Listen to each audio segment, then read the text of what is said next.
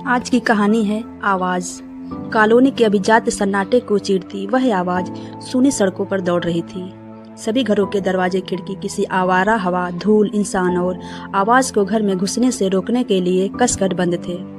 ना जाने क्यों और कैसे उस घर के ऊपरी कमरे की एक खिड़की खुली थी और वह आवाज उसमें बेधड़क घुस गई, जिसे सुनते ही वह किताब छोड़कर खिड़की पर आ गई ताकि बिना किसी टूट फूट के उस आवाज को पकड़ सके।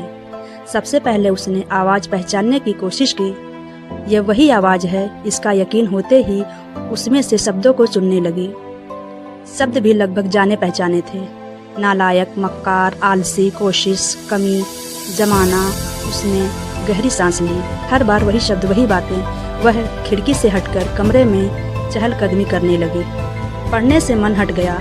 बीच बीच में वह खिड़की से झांक लेती। उसकी नज़र सामने के मकान की छत पर जाकर अटक जाती।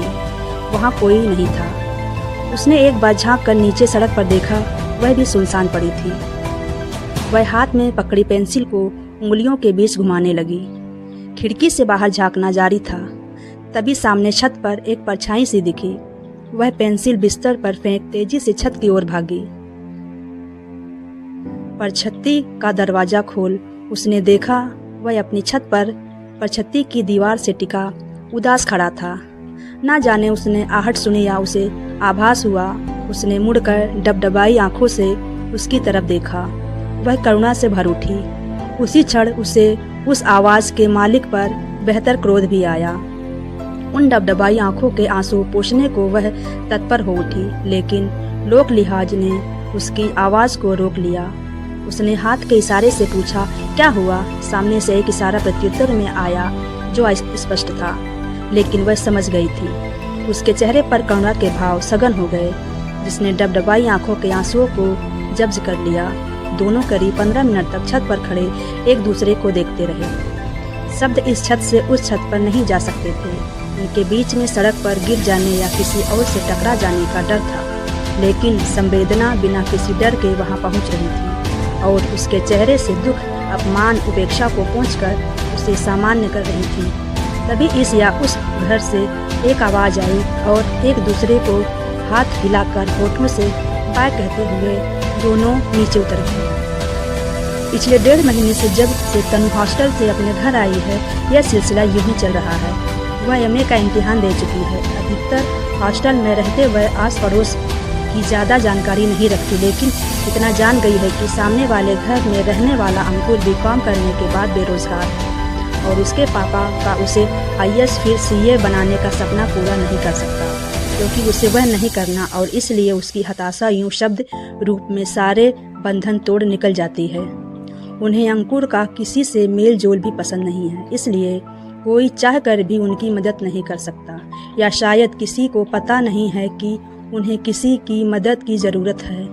उस दिन असंयमित शब्दों ने सारी सीमा लांघ दी। तनु छत पर आई। उसने इशारा किया और गाड़ी निकालकर गेट से बाहर निकल गई। ना जाने कैसा विश्वास कायम हो गया था दोनों के बीच कि पीछे से आती आवाजों को अनसुना कर अंकुर भी उस दिन घर से निकल गया। सड़क के मोड़ पर खड़ी तनु ने साइड मिरर में उसे आते देख गाड़ी बढ़ा दी और उसका पीछा करते करते वह उस कॉफी हाउस के सामने पहुंच गया।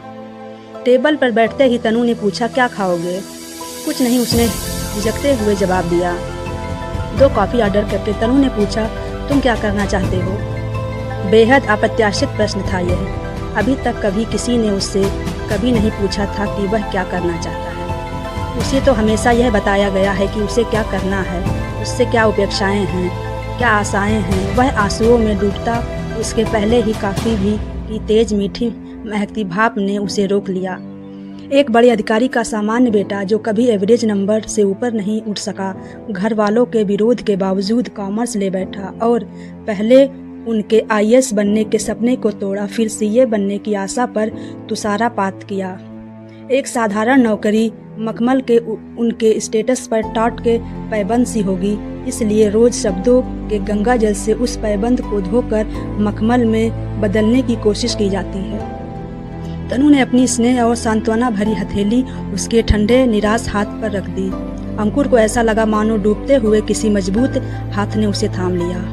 ढेर सारी बातें हुई, वह क्या कर सकता है, कैसे करना है, कैसे सामना करेगा, वगैरह वगैरह। कॉफ़ी खत्म होने के बाद डोसा, कोल्ड ड्रिंक और फिर कॉफ़ी ऑर्डर हो गई और अंकुर में नए आत्मविश्वास का संचार होता गया। उसकी आंखों में चमक आ गई, चेहरे पर खुशी छा गई, दिल में हौसला बढ़ता गया।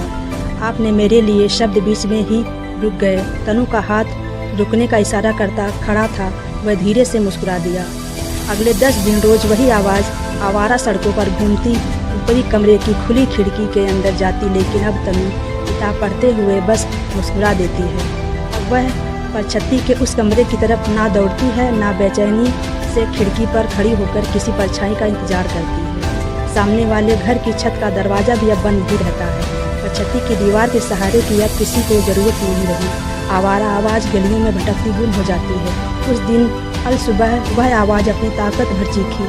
आज वह हर घर में दाखिल हो सबको बाहर बुला लाई।